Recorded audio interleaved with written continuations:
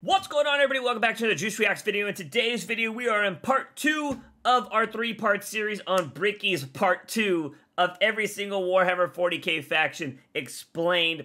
In the last episode, we learned about the 4 Chaos Gods, and I was deciding which one I wanted to be on. I'm still thinking about it because my brain goes straight to sexy, although all of you guys in the comments have told me how terrible all 4 of these Chaos Gods really are. So I have kind of contemplated it, but my mind still goes to sexy. Anyways, we're gonna jump right into this video. Of course, if you haven't been here before, we are splitting up this video into 3 sections. This is part 2, so if you haven't seen part 1, go watch that. And if you haven't seen me cover all of part 1, there are 3 videos in the Warhammer 40k playlist that you can go check out. And of course, if you're here every single day on this channel and you have not subscribed, what are you doing? Because 90% of you guys are not subscribed. Why?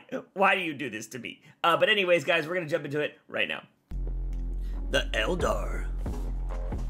So let's talk about the Eldar, or also known as the Eldari, which are a super hyper-specialized and very technologically advanced race of, well, elf people. They were, as well, responsible for the creation of Slaanesh, the demon god. Yeah! Do that?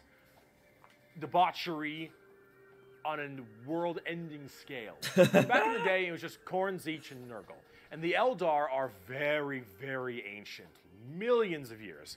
These Eldar, however, have a bit of a sensory problem. You know, every kind of pain or feeling have is a little bit amplified. Ooh, that red one. Normal.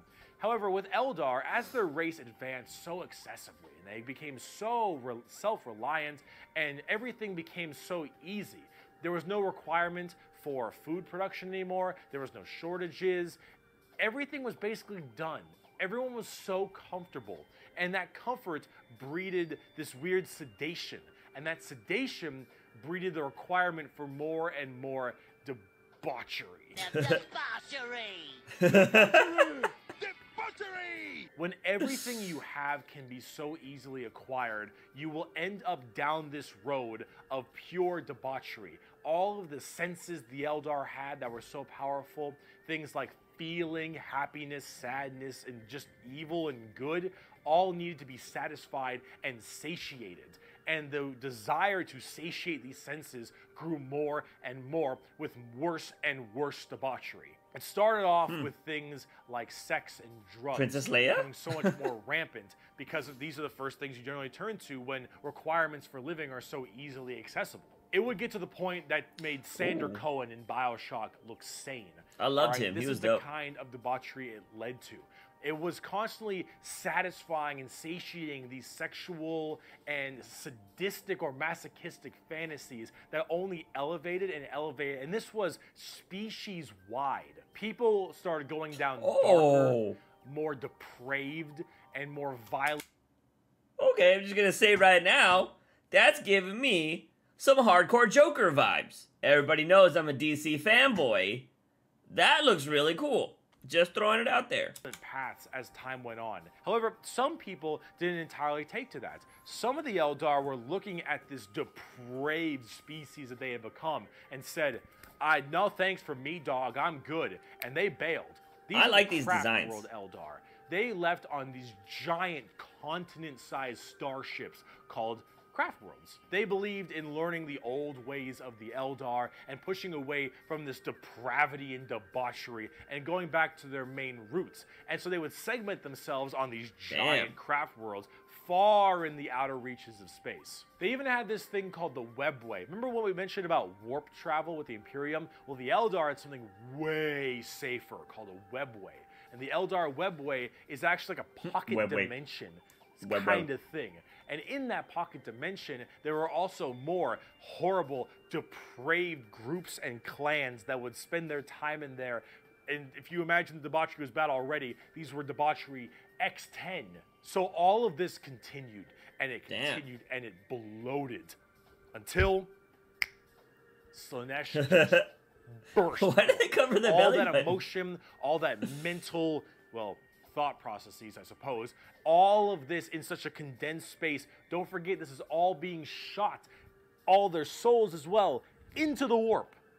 All this depravity right into the warp. So what happened?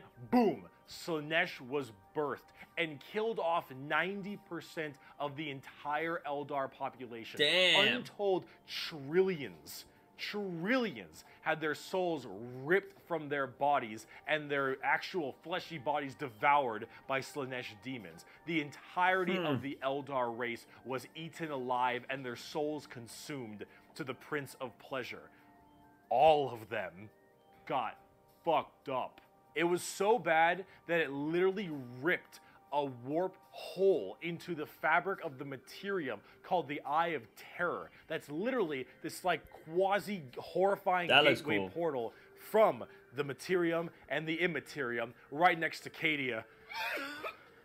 And it is horrifying. I gotta learn about that. So I gotta learn about that because everybody references and then other people are like Cadia lives and stuff like that. So I'm getting very Doctor Who vibes there with Gallifrey. So I gotta, feel free to leave in the comments section. Maybe it's a video I'll read next. What is the story behind Cadia? You gotta let me know.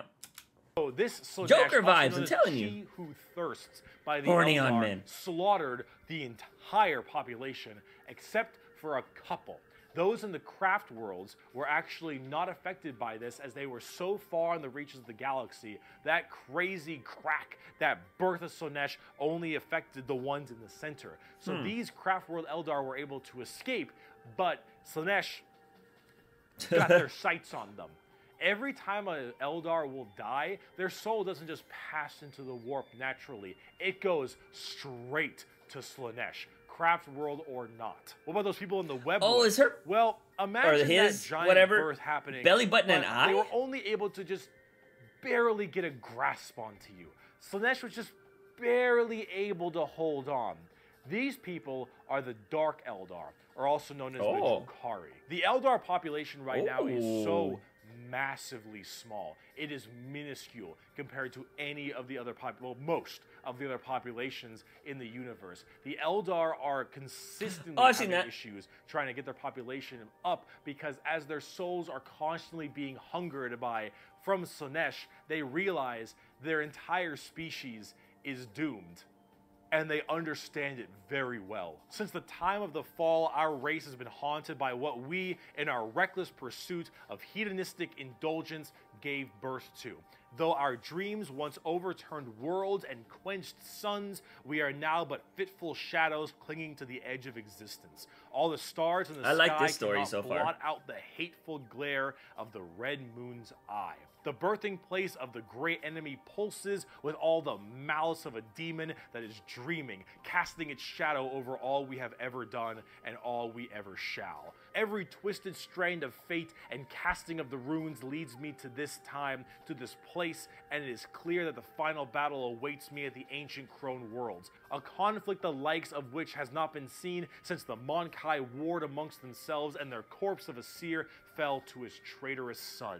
Is coming, and all my steps lead towards it, no matter that I walk other paths. I see the stars stained red with the blood of the Mon-Kai, and though their wars do not concern me, I would gladly let them destroy one another.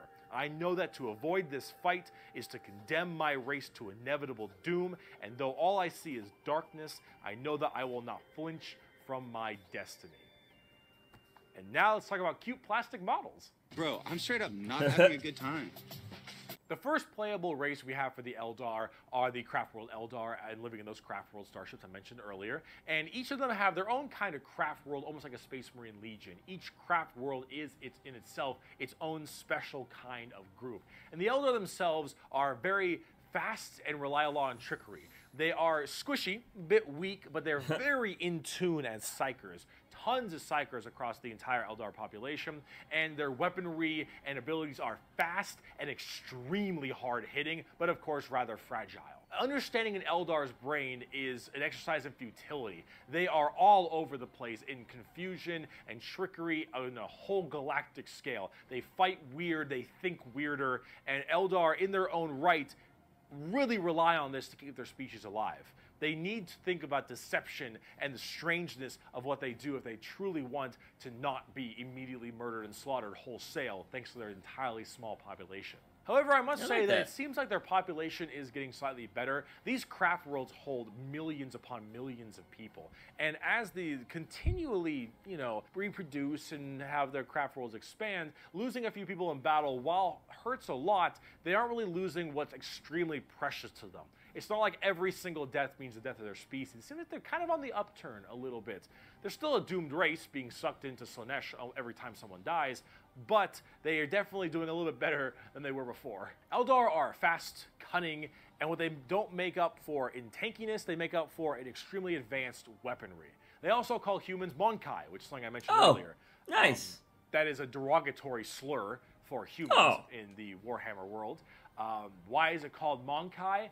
Well, it's because you can't, in your game, call people monkeys. Makes sense. On the tabletop, exactly what I said.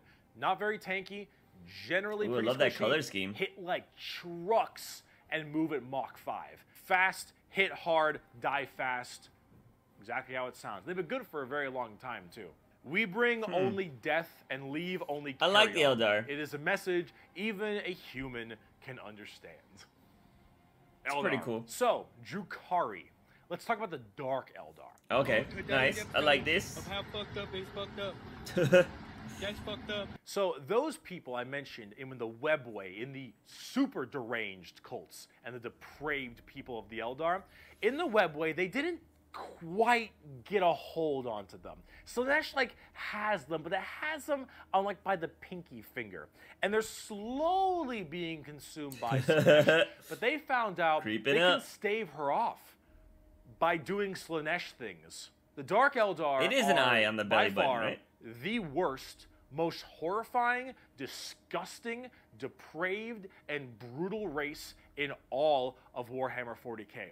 These are entirely a group of people whose full purpose to save their species from extinction, to go into planets, raid them, and take as many slaves as they possibly can to torture them for 1, 5, 10, 20, a million years, because that torture will keep them from dying. They look very BDSM style too. They definitely have a lot more spiky bits, and they have a lot more of that kind of leathery black look to them.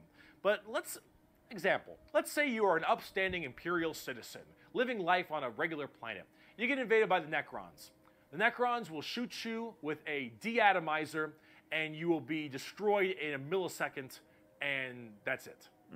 Not the worst way to go. You are invaded by Chaos Marines or something. You take a bolter shot to the head or a chain sword across your stomach, and you get cut in half. Painful, but not the worst. The Orcs arrive. They beat you to death. Hurts, but, you know, whatever. Tyranids, they eat you alive. Pretty rough. The Dark Eldar. The Dark Eldar. This is going to get a little graphic. I apologize. You pray you die. You don't. You are instead taken as a human slave. Your life will be endless work and agony, 24/7. They will make sure you can't not die, as your pain satisfies them. They will hook you up to all manner of torture devices. They will inject pain-based like stimuli drugs directly into your nervous system. They will slowly run razor blades across your skin. They will fillet you and pull out your teeth and your fingernails one by one. They will remove your appendages and your skin and wait for it to grow back so they can do it again. They will murder and torture and use the R word, it rhymes with grape, your entire family in front of you, and do the exact same thing to them. You yourself will also be rhymes with grape anywhere and everywhere possible. And this will occur for 20 years until you are no longer satisfying to them. And then you will be contorted, crushed, and twisted into some form of trophy. A fleshy trophy, or a ring, or a couch, or a TV stand, or perhaps a wonderful hat, while you are, of course, still alive and breathing. What? And you will become a moaning, fleshy trophy for eternity. That's gotta get annoying. That is what happens when you are taken by the Dark Eldar. They are the most depraved, most horrifying race in all of 40k. They look the part, and they do it so they all don't die. They are literally forced to do this, because if they don't, Slaanesh's grip will get harder, and they will have their souls pulled away. So long as they keep doing this, Slaanesh is like, you're doing good, man. You're doing solid. You keep that shit up, you elf-eared bastards. That's the Dark Eldar. That's the Drukhari. They are horrible. On the tabletop, they're actually kind of like Eldar, but more extreme. They are even squishier than the Eldar, but they hit generally even harder. Fast attacks, skirmishers, really quick, speedy, like get around them, do a lot of damage, get away kind of stuff. That's most of the Dark Eldar. Look up the definition of Grim Dark in a dictionary. You'll find a picture of the Dark Eldar. And Sev from Republic Commando. A quote from Mr. Vecht. We are the lords of despair, masters of terror. Dread and agony are our meat and wine, and they are plentiful indeed. Nice. Dark Eldar. Let's talk about the Harlequins. The Harlequins! There we go! Oh my god, oh my god. I gotta like this right now. I like this. Are a bizarre race of Eldar.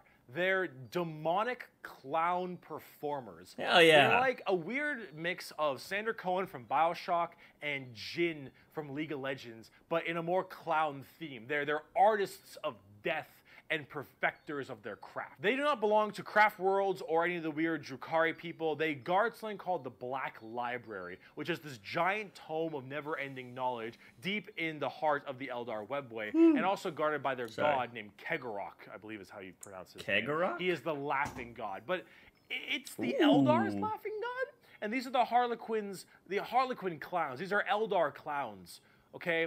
So imagine the things that an Eldar, these depraved individuals, would find funny.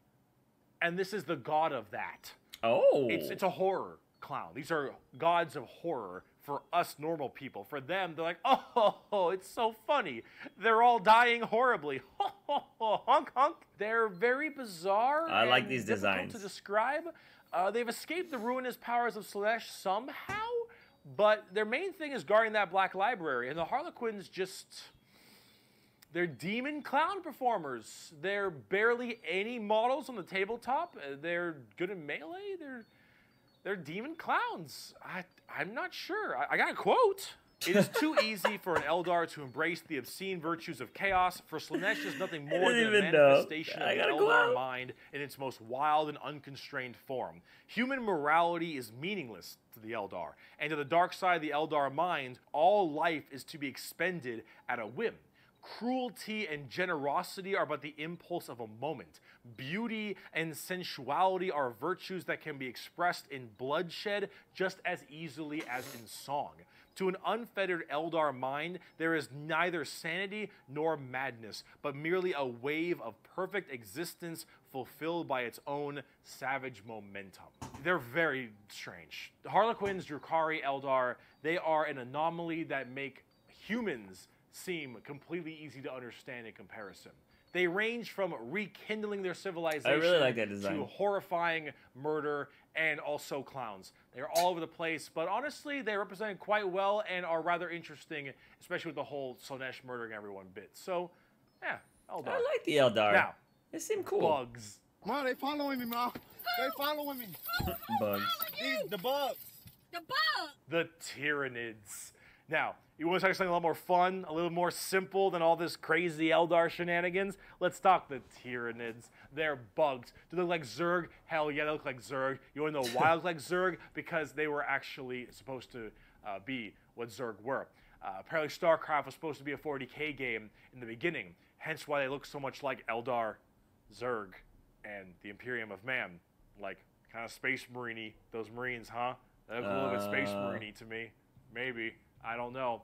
You really fucked up on that one, Games Workshop, didn't ya? Tyranids are a giant infestation of unfathomable proportions. These are giant, extremely bio-advanced hive mind organisms that are basically all about absorbing as much biomass as they possibly can to evolve and mutate to be extremely potent and powerful and kill and eat anything in their path. They are probably the least evil faction in all of 40k because all they want to do is eat shit. They want to nom nom the entire galaxy. They hangry and we food. Also, this Tyranid hive mind has a presence in the warp. In fact, Tyranids in their own right have a massive presence in the warp. They have a thing called the shadow in the warp specifically, where when they are coming in to invade a planet, they have this weird ability to kind of cut off the warp on all the psychers on that planet. Oh. And how do you get help across the stars?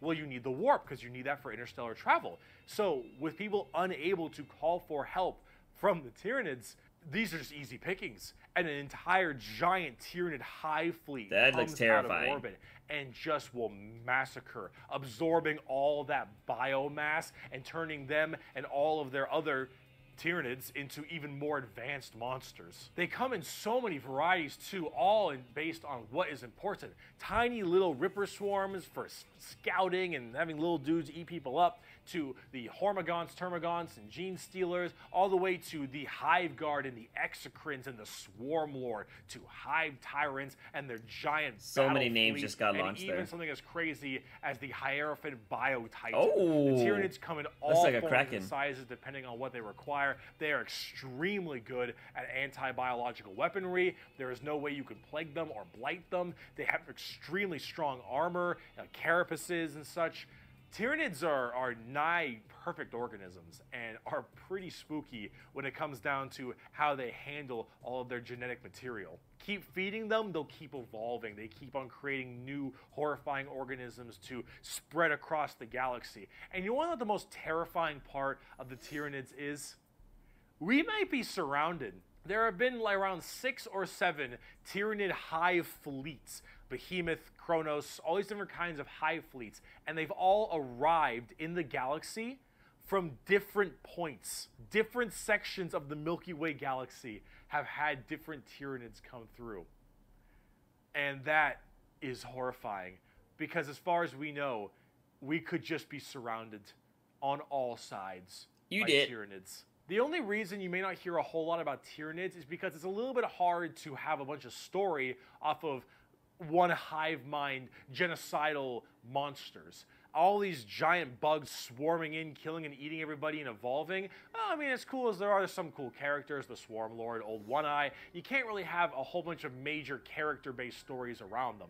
As awesome as they are, they're simple. They want to eat you. They want to eat you and absorb your biomass. They are simple bugs. If you want something a little more complex, talk Gene Stealer cults. I can have all the pot I want, Oh. I get around faster than walking, and wherever I need a seat, I can just sit on my balls. Gene Stealer cults are a special brand of Tyranid that can What? slowly infect themselves into different kinds of society. And by infecting them, they can rise up to where they all pray and believe in these regular humans, pray and believe into their Tyranid hive mind gods. And these brood lords and I think they're called patriarchs all can turn an entire world all based into Gene Stealers. And these are called Gene Stealer cults. An entire hive world Some of those are the cool. Imperium can be turned into nothing but servants to the Tyranid masters just by infecting them and screwing with their genetic code a little bit. They also have this cool like Mad Max look, which is really neat. Yeah. They are definitely one of the bigger threats to the Imperium besides Chaos. I keep saying biggest threat to the Imperium. They're up there, though, because you, dingus, stepped on a bug in middle school. Asshole. There is a cancer eating at the Imperium. With each decade, it advances deeper, leaving drained, dead worlds in its wake. This horror, this abomination, has thought and purpose that functions on an unimaginable galactic scale. And all we can do is to try to stop the swarms of bioengineered monsters it unleashes upon us by instinct. We have given the horror a name to salvage our fears. We call it the Tyranid race. But if it is aware of us, it must know us as nothing but prey.